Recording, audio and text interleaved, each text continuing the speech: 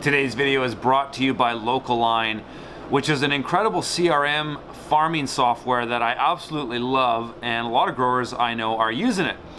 I did a video not too long ago that was sort of a full comprehensive review of that. You can click up in the top right of the screen if you want to check that out. And if you want more information about them, there'll be a link in the show notes just down below the information on this video if you want to check them out. They've got some great offers on there to get you set up and a free trial that you can start using it right away. So check it out if you want to learn more. Today's video is with Jane Squire from Salt Spring Island, and this is a greenhouse that used to be a full hydroponic commercial greenhouse. She used to specialize in lettuces and basil and had a long career of doing that. Now in the later years of her life, she's finding a new niche market that's maybe a bit more passion driven, but she's finding certain things that there might be a market for. So we're just going to tour around the greenhouse and check out what she's growing. This is a shorter part of a longer video that will be up at fromthefield.farm on Friday. But in this one, we're just going to look at the varieties of things she's growing. And the greenhouse, she lives on this sort of off-grid homestead, which is solar powered. She collects a ton of her own rainwater. She's got wood fire gasification from wood she harvests on the farm. Really cool operation. She's got an anaerobic digester. These are other things that we'll talk about in the or show in the full length from the field video. In this one, we're just going to look at all the varieties of fruit she's growing. And she also teaches workshops at her greenhouse, and she'll kind of mention that in the end. But Jane is also a YouTuber, and I'll make sure to leave a link to her channel in the show notes here. I would encourage you to go check her out because she's got a wealth of knowledge and many years of experience, and I know has a lot to teach. So I hope you guys enjoy this one. So this year is the first year for no hydroponics. So this bay here was all hydroponics last year. And actually I pulled it out I only decided not to do that in, I think it was February. So I decided, no, I'm going to have fun now. Mm-hmm. And so I just building soil, because it's all subsoil in here. It's been covered with plastic for 25 years. And so I wanted to have another heat sink in here and more rainwater catchment. So I built that pool there. So it has three purposes. Okay. It's insulated tank, 6 feet deep, 40 feet long, 7 feet wide, and it holds rainwater.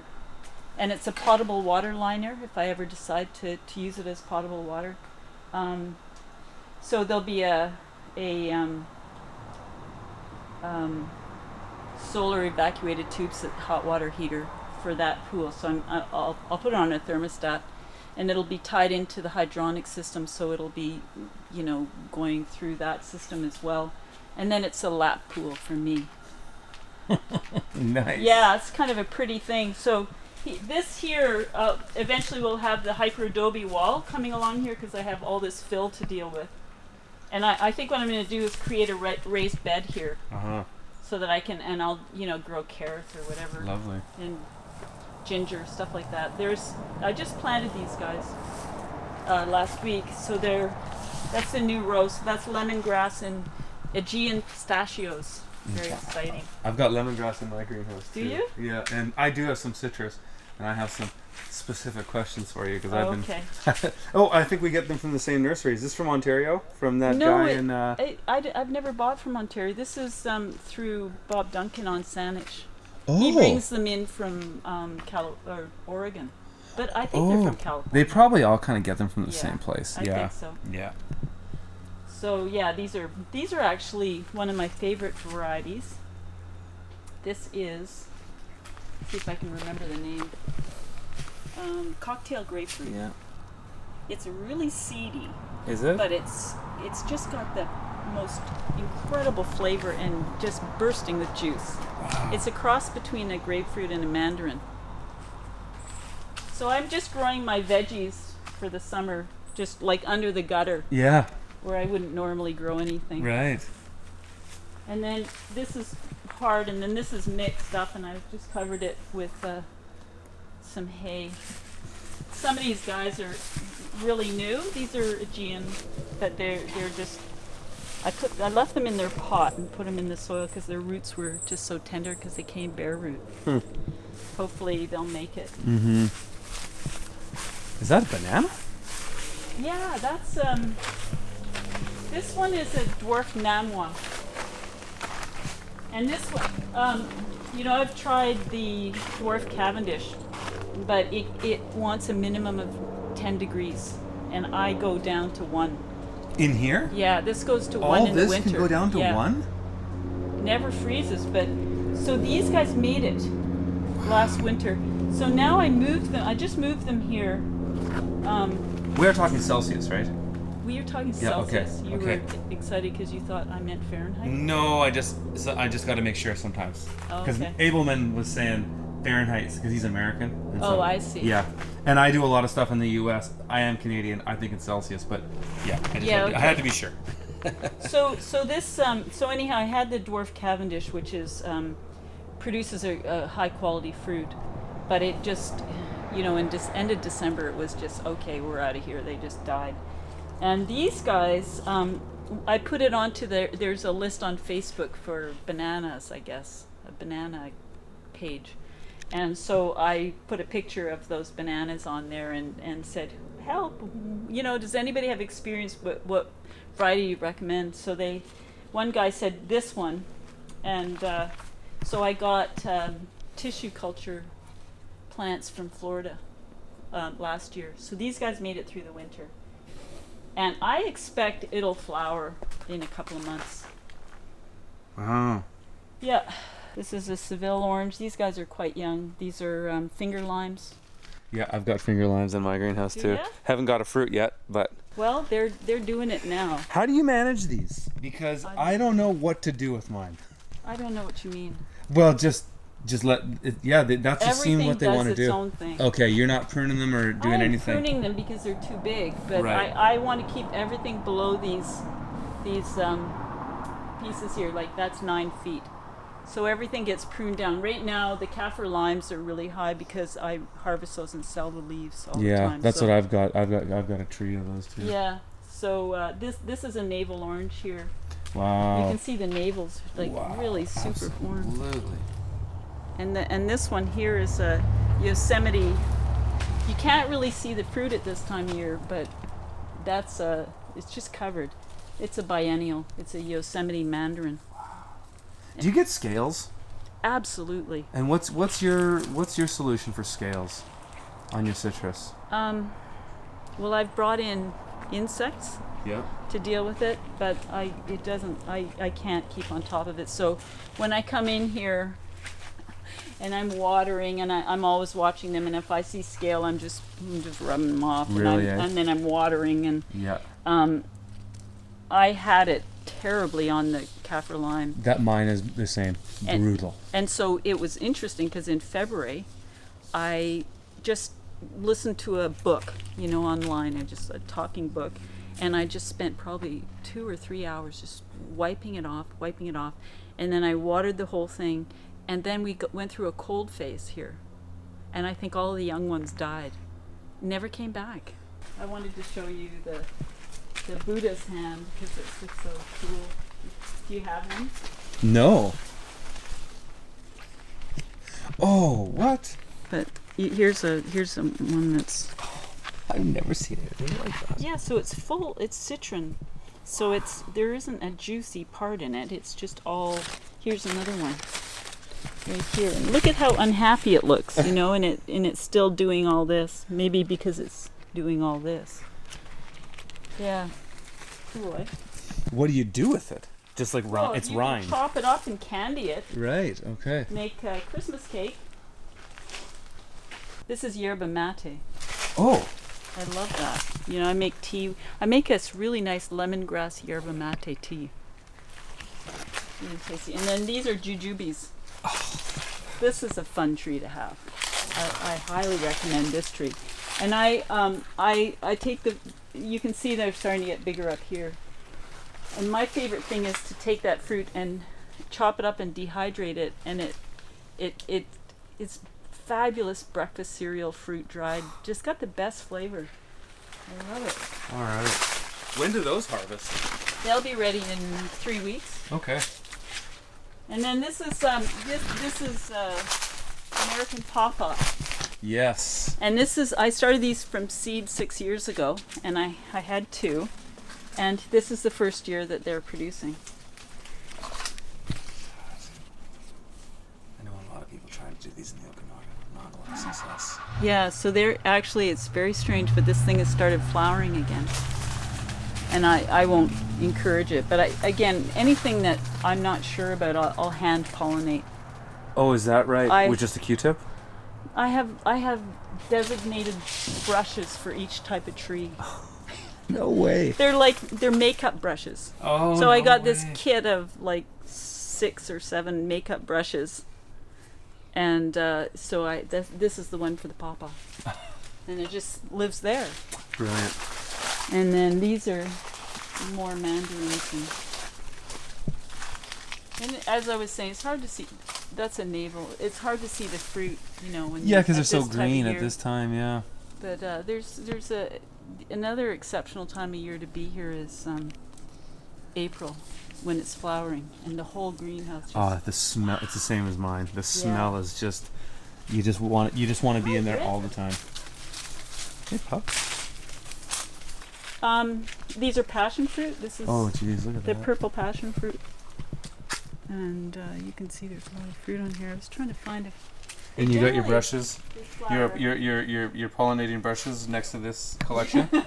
Yes, the important pollination brushes. So this thing, it would do really well in your greenhouse. It's dies back to very close to the ground, and then bam, this is all one plant, and this is the growth from. Things are late this year because of our cold spell in February, so this is behind about a month and a half from last year. Now, here's a flower. Oh wow, beautiful. Yeah. I wish my daughter was awake right now. She'd go nuts. How old is she? 2.5. Oh. And these are avocados. Oh, look at that. And these can handle 1 degree Celsius. Yeah. Is So that you a can particular variety, or can all avocados go down that low? Well, this is the first year that I have almost every tree has fruit on it. I have 8 trees. I have 4 varieties. So you can see them here. And, it was covered, and they drop a lot. So you don't know. Like, here's another variety. This is Little Caddo, and it's a whole different shape. Yeah, they're just, it's like a miracle. And some of these, the ones I've gotten, have been 3/4 of a pound. Beautiful, and they just sit on the tree.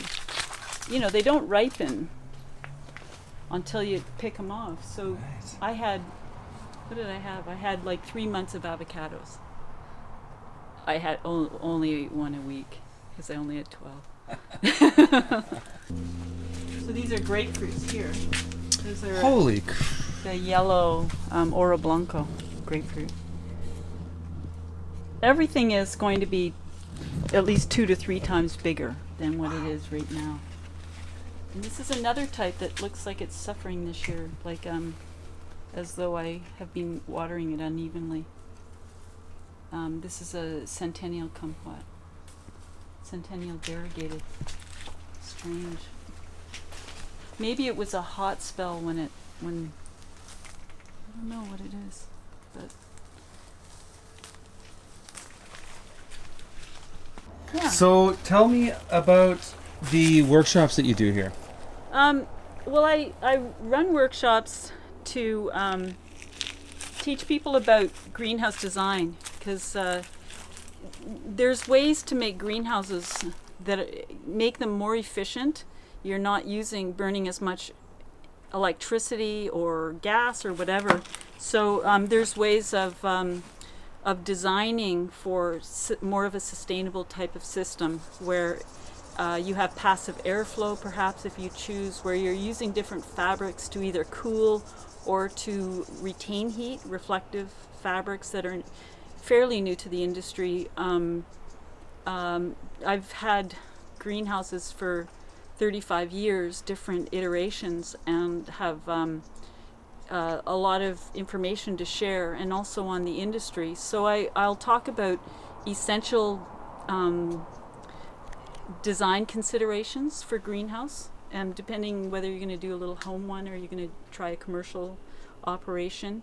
I've seen there's a lot of hype around greenhouse systems and especially around hydroponics, and essentially it's very simple, and simple is often better.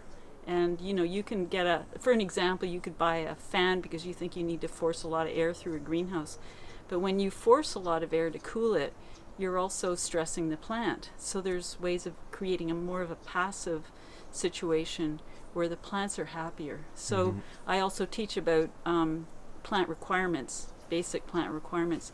Then we get into integrated pest management, so you can look at how to control the insect populations using natural methods. And I never use sprays in my greenhouse, so I bring in insects. So I'll teach how to scout, and then you can go and look for insects, and then we have a microscope to check things. Often they're tiny.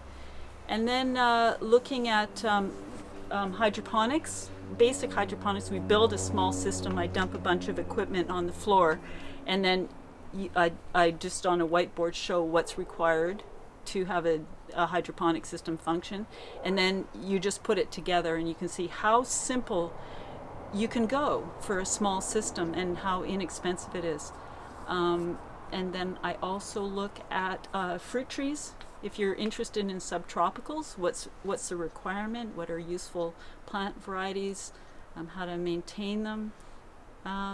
Just looking at all sorts of things that I've done over the years, and then also looking at the anaerobic digestion and getting into a little bit of the science if people are interested, and explaining what a good process that is for recovering our nutrients. So we close our nutrient loops. I mean, we should be using this for all our waste.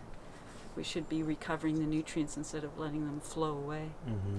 My website, it shows the courses. I run it. They're fairly small attendance so that we can really get into stuff.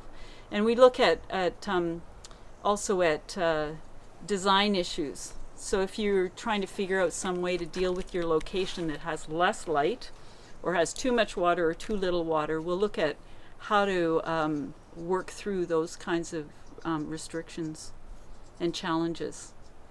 thegardensaltspring.com. And then I have a YouTube channel too, which you can connect to through there's a link there. Absolutely. Well, thanks for this tour, Jane. Oh, you're welcome. It's been amazing. Great.